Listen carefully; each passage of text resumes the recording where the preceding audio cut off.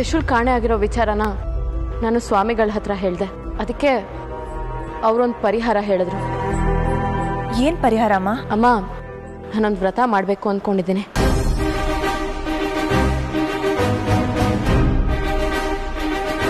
ಆ ವ್ರತ ಪೂರ್ತಿ ಆದ್ರೆ ನನ್ನ ಸಮಸ್ಯೆ ಎಲ್ಲ ಪರಿಹಾರ ಆಗುತ್ತಂತೆ. ಹೌದಾ? ಯಾವ ವ್ರತನಮ್ಮ? ಸುಮಂಗಲಿ ವ್ರತ.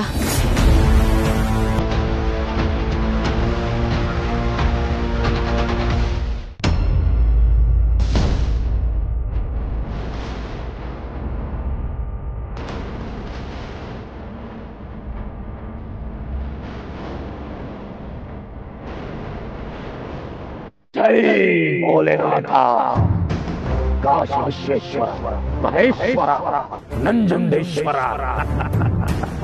ನಾಗಲೋಕಕ್ಕೆ ನಾಗಮಣಿ ಸೇರುವ ಸಮಯ ಬಂದಾಯಿತು. ಶಿವಾನಿ ಮತ್ತು ಆದಿಶೇಷ ಇಬ್ಬರು ಒಂದಾಗುವ ಸಮಯ ಬಂದಾಯಿತು. ಅದಕ್ಕೆ ಬೇಕಾಗಿರುವ ತಯಾರಿಗಳು ನಡೆಯುತ್ತಿದೆ. ಜಯ ಭೋಲೆನಾಥ.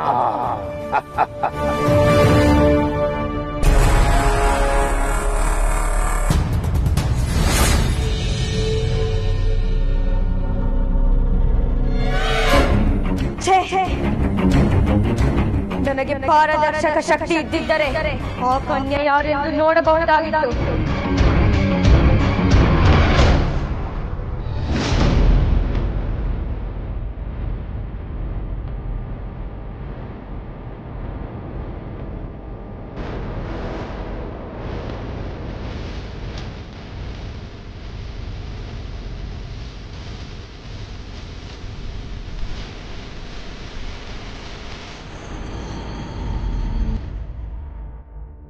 ಯಾವ್ದಿದು ಹೂವು ಇಷ್ಟು ಚೆನ್ನಾಗಿದೆಯಲ್ಲ?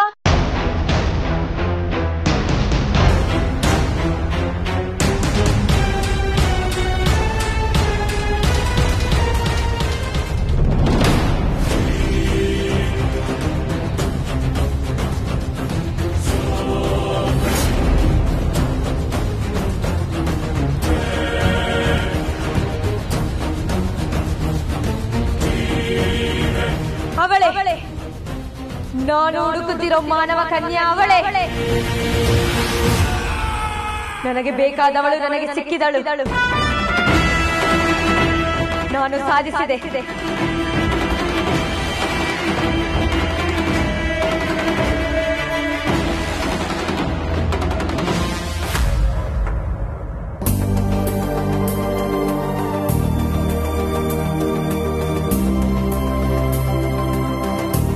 ಏನ್ ಪೊಲೀಸರ್ ಅಲ್ಲ, ನಾವ್ ಯಾರಾದ್ರೂ ಮನೆಯಿಂದ ಹೊರಗಡೆ ಹೋಗ್ಬೇಕು ಅಂದ್ರೆ ಎಲ್ಲಿಗೆ ಹೋಗ್ತಾ ಇದ್ದೀವಿ, ಯಾಕೆ ಹೋಗ್ತಾ ಇದ್ದೀವಿ, ಯಾರನ್ನ ಮೀಟ್ ಮಾಡಕ್ ಹೋಗ್ತಾ ಇದ್ದೀವಿ ಅಂತ ನಿಮಗೆ ಡೀಟೇಲ್ಸ್ ಕೊಟ್ಟು ಹೋಗ್ಬೇಕು. ಅದಕ್ಕೆ ಇದು ಯಾವ ಉಸಾಬರಿನೂ ಬೇಡ ಅಂತ ತೆಪ್ಪಗೆ ಮನೇಲೆ ಕೂತ್ಕೊಬಿಟ್ಟಿದೀನಿ. ಆದ್ರೆ ಈ ರೂಲ್ಸ್ ಕೆಲವರಿಗೆ ಅಪ್ಲೈ ಆಗ್ತಾ ಇಲ್ಲ ನೋಡಿ. ಏನ್ ನಿಮ್ ಮಾತಿನ ಅರ್ಥ? ಯಾರಿಗಿದು ಅಪ್ಲೈ ಆಗ್ತಿಲ್ಲ? ಚೆನ್ನಾಗಿ ಕೇಳಿದ್ರಿ. ಇನ್ಯಾರು? ಶಿವಾನಿ. ಇವಳು ಪಾಡಿ ಇವಳು ಹೋಗ್ತಾಳೆ, ಇವಳು ಪಾಡಿ ಇವಳು ಬರ್ತಾಳೆ.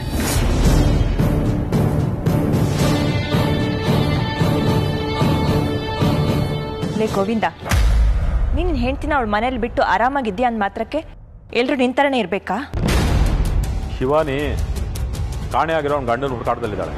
ಅದಕ್ಕೋಸ್ಕರನೇ ಅವಳು ಹೊರಗಡೆ ಹೋಗಿದ್ದಾಳೆ ಅಷ್ಟೇ. ಹುಡುಕಾಡೋದಕ್ಕೆ ಅಂತಾನೆ ಪೊಲೀಸ್ ಆಫೀಸರ್ ಬಂದಿದ್ದಾರೆ ಅಲ್ವಾ?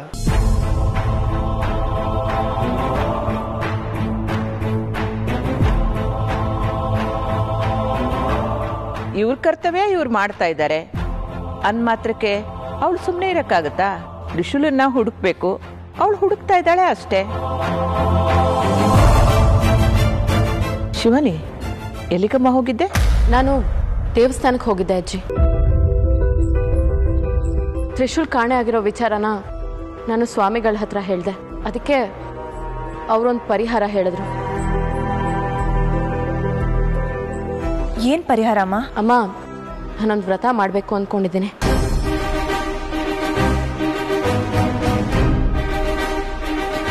ಆ ವ್ರತ ಪೂರ್ತಿ ಆದ್ರೆ ನನ್ನ ಸಮಸ್ಯೆ ಎಲ್ಲ ಪರಿಹಾರ ಆಗುತ್ತಂತೆ. ತ್ರಿಶೂಲ್ ಕೂಡ ವಾಪಸ್ ಬಂದ್ಬಿಡ್ತಾನಂತೆ.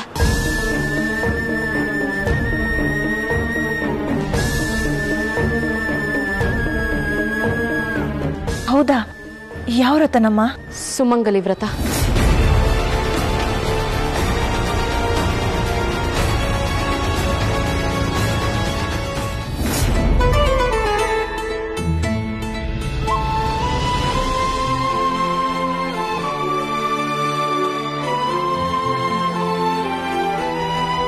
ಮೋಹಿನಿ, ಹೋದ ಕೆಲಸವೇನಾಯ್ತು?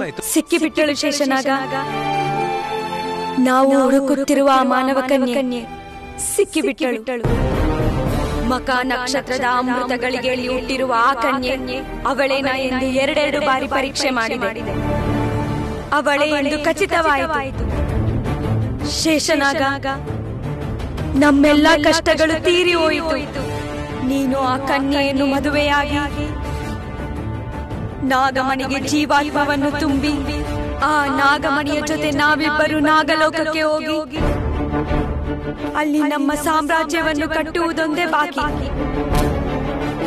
ಗೆದ್ದು ಬಿಟ್ಟೆವು ಶೇಷನಾಗ, ನಾವು ಗೆದ್ದು ಬಿಟ್ಟೆವು.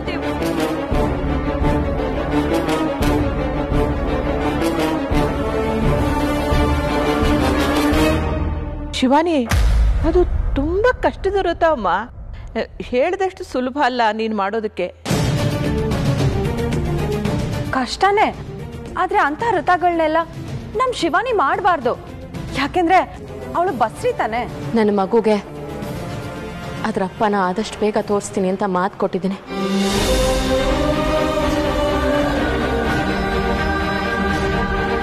ಅದಕ್ಕೆ ನನ್ನ ತ್ರಿಶೂಲ ನಾನು ಹುಡುಕ್ಲೇಬೇಕಲ್ವಾ? ವ್ರತ ಎಷ್ಟೇ ಕಠಿಣವಾಗಿರಲಿ, ಏನೇ ಕಷ್ಟ ಬರಲಿ, ವ್ರತನ ಪೂರ್ತಿ ಮಾಡೇ ಮಾಡ್ತೀನಿ. ನನಗೆ ನನ್ನ ತ್ರಿಶೂಲ್ ಬೇಕು.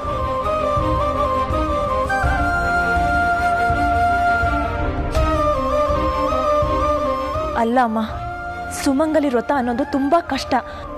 ಮೊದಲನೇ ಹಂತ ಏನೋ ಹೇಗೋ ಮಾಡ್ಬಿಡ್ಬೋದು, ಆದ್ರೆ ಆಮೇಲೆ ತುಂಬಾ ಕಷ್ಟ ಆಗುತ್ತೆ. ಎರಡನೇ ಹಂತ ಅದು ಸುಲಭವಾಗಿ ಮಾಡಬಹುದಮ್ಮ. ಆದರೆ ಮೂರನೇ ಹಂತ ಏನಿದೆಯಲ್ಲ, ಅದು ಮಾಡೋದು ಕಷ್ಟ. ತುಂಬಾ ಜನಕ್ಕೆ ಅದನ್ನ ಮಾಡಕ್ಕೆ ಆಗಲ್ಲ. ನನ್ನ ಗಂಡನಿಗೋಸ್ಕರ ಆಗದಿರೋದನ್ನು ಆಗೋ ಹಾಗೆ ಮಾಡ್ತೀನಿ.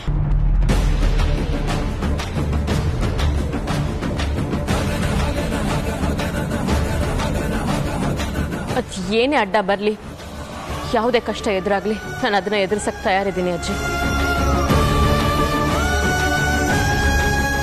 ವ್ರತದ ಬಗ್ಗೆ ದೇವಸ್ಥಾನದ ಶಾಸ್ತ್ರಿಗಳ ಹತ್ರ ಮಾತಾಡ್ಕೊಂಡು ಬಂದಿದ್ದೀನಿ. ಅವ್ರು ಬರ್ತಾರೆ. ಅವ್ರ ಸಹಾಯದಿಂದ ಈ ವ್ರತನ ನಾನು ಸಂಪೂರ್ಣ ಮಾಡ್ತೀನಿ.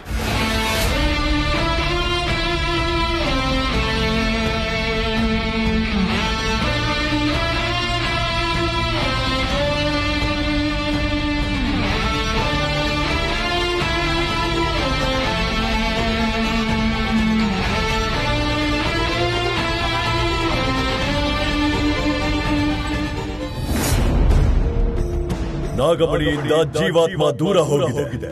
ಅದನ್ನ ಪೂರ್ವ ಸ್ಥಾನಕ್ಕೆ ತರಲು, ನಾಗಮಣಿಗೆ ಮತ್ತೆ ಆ ಚೈತನ್ಯ ತುಂಬಲು ಶಿವಾನಿ ಸುಮಂಗಳ ವ್ರತ ಮಾಡ್ತಾ ಇದ್ದಾರೆ. ಯಾರು ನಾಗಮಣಿಗೆ ಜೀವಾತ್ಮ ತುಂಬಲು ಕಾರಣ ಆಗುವರೋ ನಾಗಮಣಿ ಅವರಿಗೆ ಒಲಿಯುತ್ತೆ. ಆದಿಶೇಷ ಅವರಿಗೆ ಸೇರ್ತಾನೆ.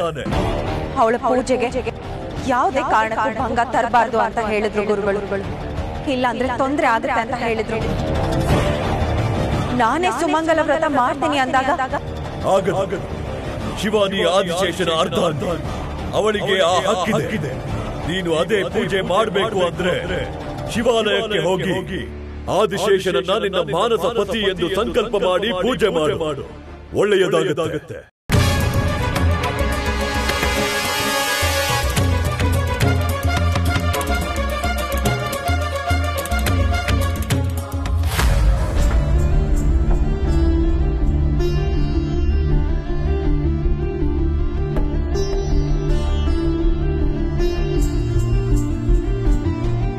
ಶಿವಾನಿ ಅವರೇ,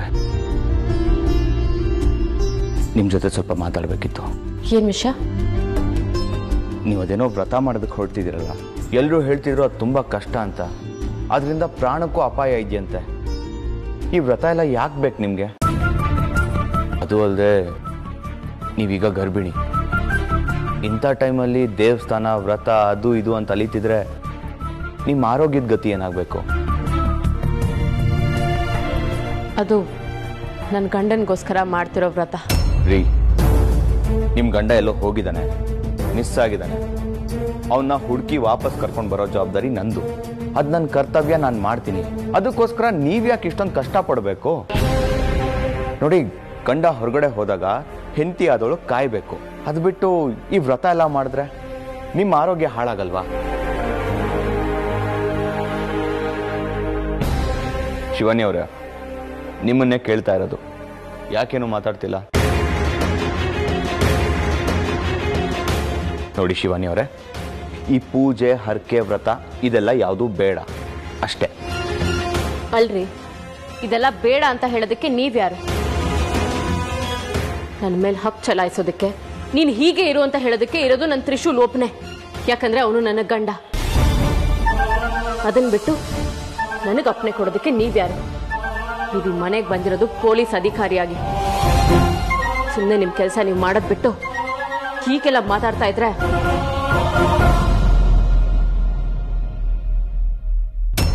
ಶೇಷ, ನನ್ನ ಮಾತನ್ನು ನಡೆಸಿಕೊಡುವೆಯಾ? ಮೋಹಿನಿ, ನಿನ್ನ ಮಾತನ್ನು ಮೀರುವುದುಂಟೆ. ನಾನೀಗ ಏನು ಮಾಡಬೇಕು ಹೇಳು ಹೇಳು. ಹಾಗಾದರೆ ನಾವಿಬ್ಬರು ಈಗ ಭೂಲೋಕಕ್ಕೆ ಹೋಗಬೇಕು. ಭೂಲೋಕಕ್ಕೆ? ಯಾಕೆ ಮೋಹಿನಿ? ಇದೆಂತ ಪ್ರಶ್ನೆ ಶೇಷ?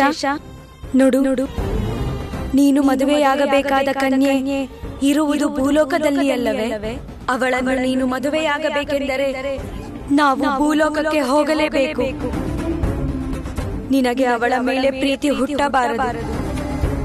ನಿನ್ನ ಪ್ರೀತಿ ಕಣ ಕಣಗಳು ನನಗೆ ಮಾತ್ರ ಸ್ವಂತ. ಇದನ್ನು ಮರೆಯಬೇಡ ಶೇಷನಾಗ. ಅವಳ ಮೇಲೆ ನಿನಗೆ ಪ್ರೀತಿ ಹುಟ್ಟಿದರೆ ನಾಗಮಣಿಗೆ ಜೀವಾತ್ಮ ಸೇರಿಸಲು ತೊಂದರೆಯಾಗುತ್ತದೆ. ಹಾಗಿದ್ದ ಮೇಲೆ ನಾನು ಯಾಕೆ ಹೋಗಬೇಕು ಮೋಹಿನಿ? ಆಗುವುದಿಲ್ಲ. ಈಗಾಗಲೇ 125 ಸಂವತ್ಸರಗಳು ಕಲ್ಲಾಗೆ ಉಳಿದಿದ್ದೆ. ಆದರೆ ಮೋಹಿನಿ ಈಗ 125 ವರ್ಷಗಳ ನಂತರ ದೂರವಾಗುವ ಮಾತು ಯಾಕೆ ಮೋಹಿನಿ? ನೀನು ಈ ಕೆಲಸ ಮಾಡದಿದ್ದರೆ ನಾವಿಬ್ಬರು ಎಂದಿಗೂ ಒಂದಾಗಲು ಸಾಧ್ಯವಿಲ್ಲ ಶೇಷ.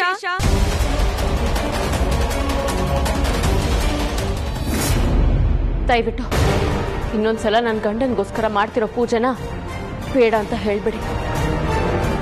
ನನಗೆ ಕೆಟ್ಟ ಕೋಪ ಬರುತ್ತೆ. ನನ್ನ ತ್ರಿಶೂಲ್ ಎಲ್ಲೇ ಇದ್ರು, ಯಾವ ರೂಪದಲ್ಲೇ ಇದ್ರು, ಯಾವ ಸ್ಥಿತಿಲೇ ಇದ್ರು, ಈ ಪೂಜೆ ಮುಗಿತಿದ್ದ ಹಾಗೆ ನನ್ನ ಹತ್ರ ಬರ್ತಾನೆ. ಅವನು ಬರೋದಕ್ಕೋಸ್ಕರ ಯಾವ ಪೂಜೆ ಮಾಡಬೇಕೋ ಅದನ್ನ ನಾನು ಮಾಡ್ತೀನಿ. ಇಂಥದಕ್ಕೆಲ್ಲ ನೀವು ಅಡ್ಡ ಬರಬೇಡಿ. ನನ್ನ ಮನಸ್ಸಿಗೆ ನೋವು ಕೊಡಬೇಡಿ. ನನ್ನ ತ್ರಿಶೂಲ್ ಬಗ್ಗೆ ನಿಮ್ಗೇನು ಗೊತ್ತಿಲ್ಲ.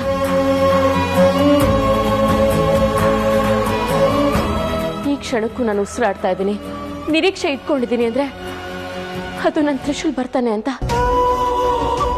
ನಾನು ಏನೇ ಪೂಜೆ ಮಾಡಿದ್ರು, ವ್ರತ ಮಾಡಿದ್ರು, ಹರಕೆ ಹೊತ್ಕೊಂಡ್ರು, ಪ್ರಾಣ ಕಳ್ಕೊಂಡ್ರು, ಅದು ನನ್ನ ತ್ರಿಶೂಲ್ಗೋಸ್ಕರ. ಈ ಪ್ರಾಣ ಇರೋದೇ ಅವನಿಗೋಸ್ಕರ.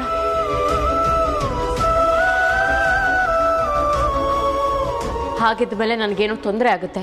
ವ್ರತ ಮಾಡಬೇಡ, ಪೂಜೆ ಮಾಡಬೇಡ ಅಂತ ದಯವಿಟ್ಟು ಹೇಳ್ಬೇಡಿ.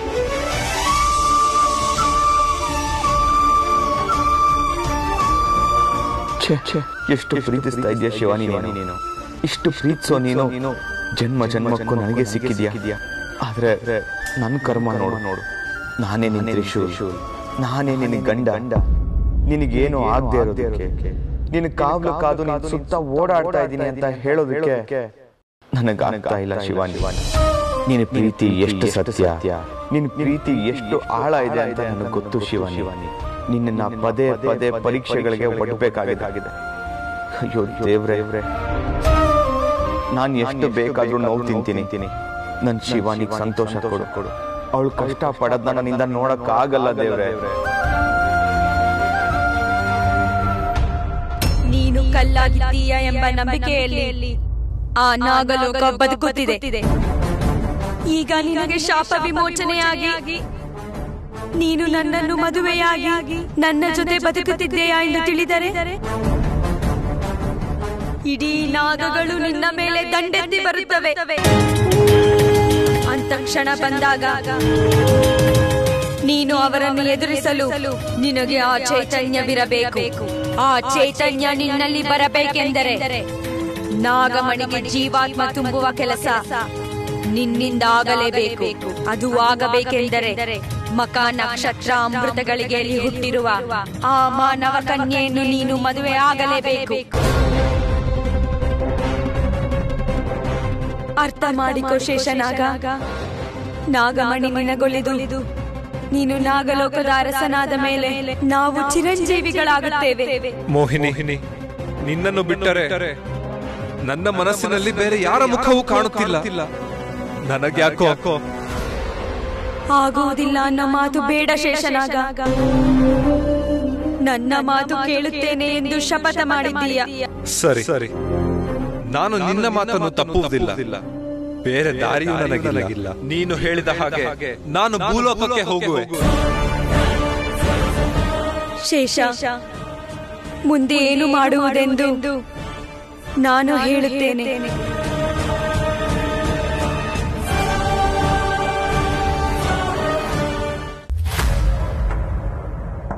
ಸರ್, ನೀವು ಬಂದು ಎಷ್ಟು ದಿವಸ ಆಯಿತು? ನನ್ನ ಮಗ ಬೇರೆ ಮನೇಲಿಲ್ಲ. ಅವನು ಎಲ್ಲೋ ಹೋಗಿದ್ದಾನೆ. ಏನು ಮಾಡ್ತಾ ಇದ್ದಾನೆ ಅಂತ ಒಂದೂ ಗೊತ್ತಾಗ್ತಾ ಇಲ್ಲ. ನೀವು ಅವನನ್ನ ಹುಡ್ಕೊಡ್ತೀನಿ ಅಂತ ಹೇಳಿದ್ರಿ, ಆದರೆ ನೀವು ಆ ಪ್ರಯತ್ನದಲ್ಲೇ ಇಲ್ಲ ಅಂತ ಅನ್ನಿಸ್ತಾ ಇದೆ. ಅವನು ಎಲ್ಲೇ ಇದ್ದರೂ ದಿನಕ್ಕೊಂದು ಫೋನ್ ಮಾಡೋನು. ಒಂದು ಫೋನು ಮಾಡಿಲ್ಲ ಸರ್. ನಾವೆಷ್ಟು ಫೋನ್ ಮಾಡಿದ್ರು ಅವ್ನ ಫೋನ್ ಸ್ವಿಚ್ ಆಫ್ ಆಗಿದೆ. ನನಗೆ ತುಂಬ ಭಯ ಆಗ್ತಾ ಇದೆ ಸರ್. ಅವನ ಬಗ್ಗೆ ಏನಾದರೂ ವಿಷಯ ಗೊತ್ತಾಯ್ತಾ? ನಾನು ಅವತ್ತೇ ಹೇಳಿಲ್ವಾ, ನನ್ನ ಮೇಲೆ ನಂಬಿಕೆ ಇಡಿ. ನಾನು ಹೇಗೆ ನಿಮ್ಮ ಮುಂದೆ ನಿಂತಿದ್ದೀನೋ ನಿಮ್ಮ ಮಗ ತ್ರಿಶೂಲ್ ಕೂಡ ಹೀಗೆ ನಿಂತಿರ್ತಾನೆ. ಆ ದಿನ ದೂರ ಏನಿಲ್ಲ. ಅಂದರೆ ಅವನ ಬಗ್ಗೆ ಏನಾದರೂ? ಅದನ್ನೆಲ್ಲ ನಿಮ್ಮ ಹತ್ರ ಹೇಳೋಕ್ಕಾಗಲ್ಲ. ನಾನು ಹೇಗೆ ಈ ಮನೇಲಿ ಕ್ಷೇಮವಾಗಿದ್ದೀನೋ ತ್ರಿಶೂಲ್ ಕೂಡ ಕ್ಷೇಮವಾಗಿದ್ದಾನೆ. ನಿಮ್ಮ ಮಾತು ನಂಬೋದ ಸರ್? ನಾನು ನಿಮ್ಮ ಮುಂದೆ ನಿಂತಿರೋದು ಎಷ್ಟು ಸತ್ಯನೋ ನನ್ನ ಮಾತು ಕೂಡ ಅಷ್ಟೇ ಸತ್ಯ ಸರ್. ಈಗ ನನಗೆ ಸ್ವಲ್ಪ ಸಮಾಧಾನ ಆಯಿತು, ನೆಮ್ಮದಿ ಸಿಕ್ತು. ನನ್ನ ಮಗ ಕಾಣಿಸ್ತಾ ಇಲ್ಲ ಅಂತ ನನ್ನ ಸೊಸೆ ತುಂಬ ಕಷ್ಟವಾದ ವ್ರತನ ಮಾಡ್ತಾ ಇದ್ದಾಳೆ. ನನ್ನ ಮಗ ಇವತ್ತಿಲ್ಲಿದ್ದಿದ್ರೆ ಖಂಡಿತ ಇದಕ್ಕೆ ಒಪ್ಕೋತಾ ಇರಲಿಲ್ಲ. ಎಲ್ಲ ಒಳ್ಳೇದಕ್ಕೆ ಆಗ್ತಿದೆ ಅಂತ ಸಮಾಧಾನ ಮಾಡ್ಕೊಳ್ಳಿ. ಈಗ ನಾನು ಇಷ್ಟೇ ಹೇಳ್ಬೋದಷ್ಟೇ.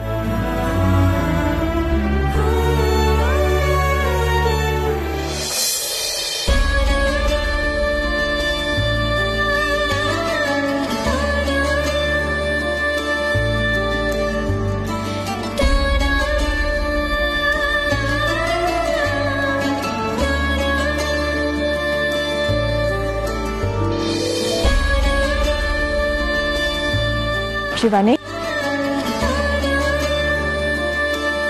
ದೇವಸ್ಥಾನಕ್ಕೆ ಹೊರಟಿಯಮ್ಮ?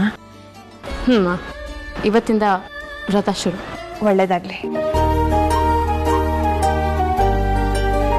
ಶಿವಾನಿ, ನೀನ್ ಮಾಡ್ತಾ ಇರೋದು ತುಂಬಾ ಕಷ್ಟಕರವಾದ ವ್ರತ. ಹುಷಾರಾಗಿರಮ್ಮ. ಏನ್ ಕಷ್ಟ? ನಾನಾಗಿದ್ದಿದ್ರೆ ರಿಸ್ಕ್ ಇಲ್ದೆ ವ್ರತ ಮಾಡ್ಬಿಡ್ತಿದ್ದೆ. ಅಲ್ಲ, ಪ್ರಪಂಚದಲ್ಲಿ ಪೂಜೆನೇ ಕಷ್ಟ ಅಂದ್ರೆ ಎಲ್ಲಾನು ಕಷ್ಟನೇ. ಗೋವಿಂದ, ಶಿವಾನಿ ಗಂಡ ಮನೇಲಿಲ್ಲ ಅಂತ ಹೇಳಿ ವ್ರತ ಮಾಡ್ತಾ ಇದ್ದಾಳೆ. ನೀನು ಒಂದು ಕೆಲಸ ಮಾಡು, ನಿನ್ನ ಹೆಂಡತಿ ಮನೆಗೆ ಬರಲಿ ಅಂತ ನೀನು ವ್ರತ ಮಾಡು. ಅವಳೇನಾದ್ರೂ ಮನೆಗೆ ವಾಪಸ್ ಬಂದ್ರೆ ನೀನು ಸರಿಯಾಗಿ ವ್ರತ ಮಾಡಿದೀಯ ಅಂತ.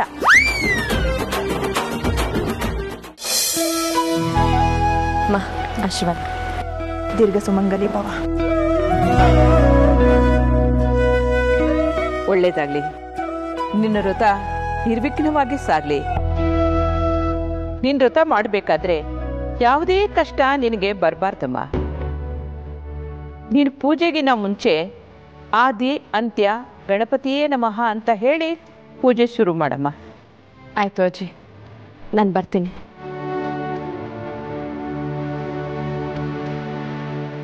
ಒಬ್ಬ ಒಳ್ಳೇದಾಯ್ತು.